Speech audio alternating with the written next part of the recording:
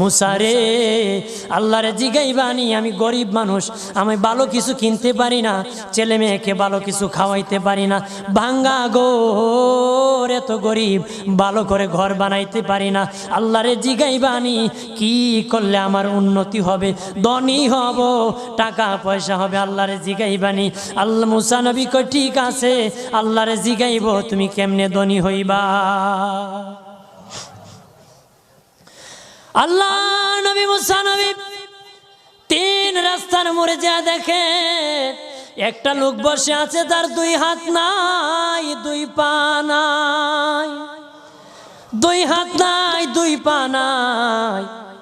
ওই লোক ডাক দিয়া কয়, মুসা রে, জীবনে কোনোদিন নিজে হাঁটতে পারি নাই, নিজ হাতে খেতে পারি নাই, কেউ খাওয়াইলে খাই, নতুবা উপবাস থাকি, বৃষ্টি আসলে ভিজি, সেখানে আমি